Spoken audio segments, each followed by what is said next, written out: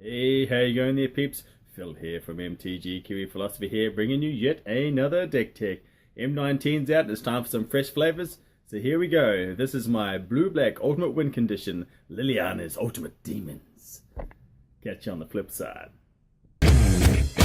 What a gift here below,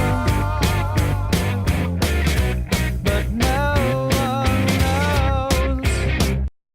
Hey, how you going there, peeps? It's Phil here from MTG Kiwi Philosophy here again, bringing you a new deck tech. That's right, this is a rotation-proof black-blue ultimate win condition deck. So let's kick it off and I'll tell you about our two build-arounds. And the first of our two cards is Lilliana's Contract. It's a 5-drop enchantment. When Lilliana's Contract enters the battlefield, you draw 4 cards and lose 4 life. The second ability is, at the beginning of your upkeep, if you control 4 or more demons with different names, you win the game. And our other card that we're going to be building around is Arcane Adaption. It's a 3-drop enchantment. As Arcane Adaption enters the battlefield, choose a creature type, and of course that will be demon. Creatures you control are of the chosen type in addition to their other types. The same is true for creature spells you control and creature cards you own that aren't on the battlefield. So there we go. And now let's get into it and talk about how we're going to build around this. Knowing when Lilliana's Contract comes into play, we are going to lose 4 life, means that we need some creatures that are going to be particularly hard to remove or near impossible. So let's go from the low curve, moving forwards into our higher curve, and talk about our spells after that. Okay, and the first of our creatures, and we're going to go with 4 copies of Reassembling Skeleton. It's a 2-drop 1/1 skeleton warrior where you pay 2 and you can return Reassembling Skeleton from the graveyard to the battlefield tap. So this creature is great.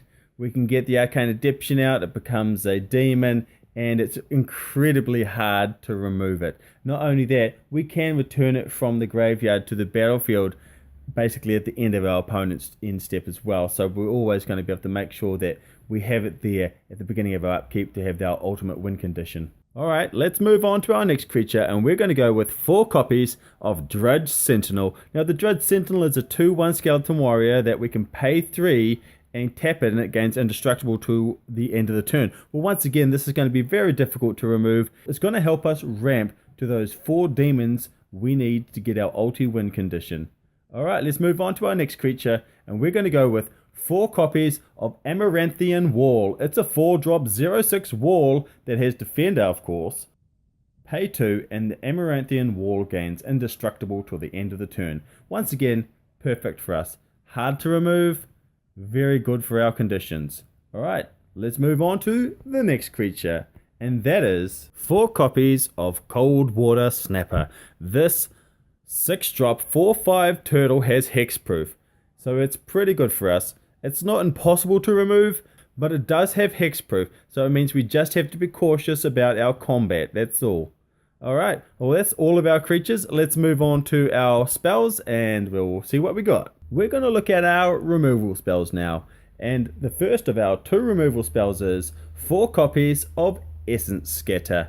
It's a 2-drop instant speed counter target creature spell. It's very, very basic. We're just going to have to hold up some of that mana. They're going to think it might be for making our stuff indestructible, and that's going to be helpful for us because it's going to make them think they need to get more creatures into play and start trying to hit on us. But the point is that we've got contingency plans in places for people like you. Okay, now the second removal card we've got in this deck is 4 copies of Murder. Now I do love Murder. It is an instant speed, double black though, destroy target creature. So once again, it's fantastic for us. We can use it on the defense when our opponents have declared combat, and even if we want to let some of the damage through, if they want to try and pump something, we can then respond to that, which is fantastic for us. Alright, and of course we'll go on to our next card, and our next card is, we're going to have 3 copies of Sleep. Now Sleep's a fantastic spell for us. It's a 4-drop sorcery speed spell.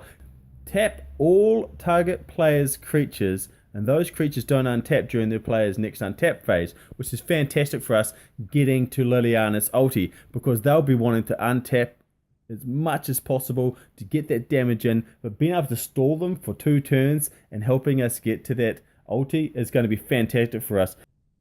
Alright, let's move on to our last card in the deck before we get into our sideboard and lands. And the last card, we're going to go with 3 copies of Tezzeret, Artifice Master.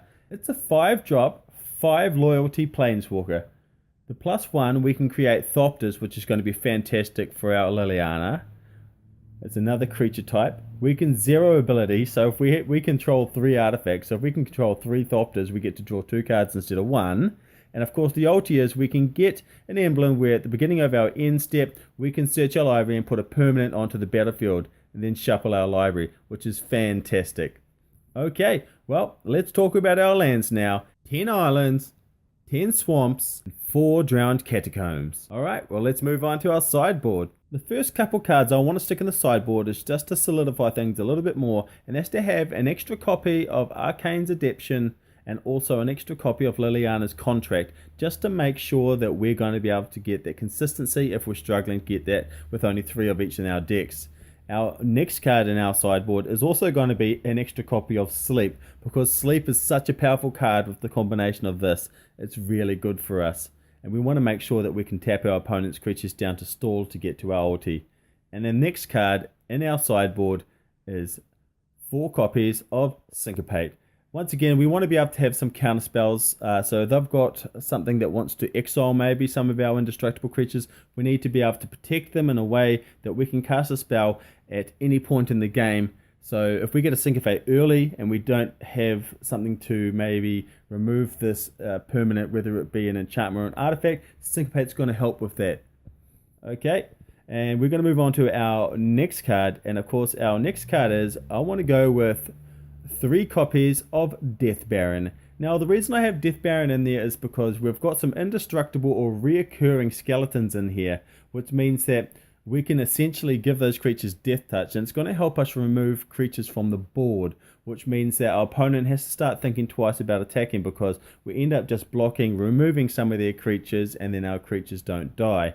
It's pretty handy for us, really. The other good thing about the Death Baron is that we can use the Arcane Adaptions extra that we have in our deck to turn all of our creatures into zombies or skeletons, hence giving them +1 and also death touch. So it means any of the zero walls we've got in attack will then become lethal if they get blocked, and having a indestructible death touch wall is not terrible either. And the next card we're going to use in our sideboard is 3 copies of Wall of Mist. This 0/5 wall is going to be handy for us. Once again, some better protection getting into our mid game and then winning with our ultimate condition.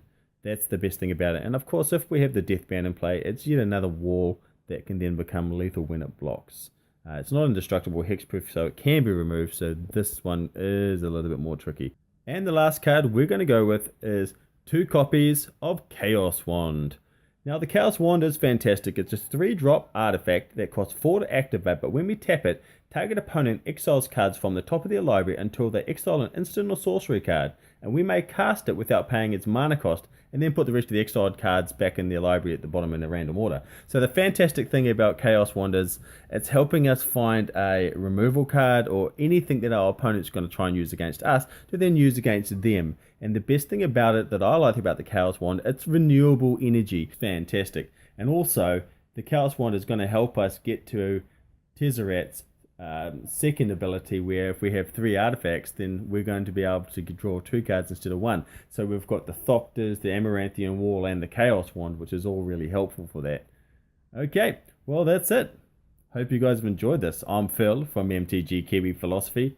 I hope you liked my green-black Liliana's Contract Ultimate deck, and hope you guys smash that like button, share, subscribe, put some comments at the bottom. Do whatever you want. I'll catch you on the flip side. Ciao.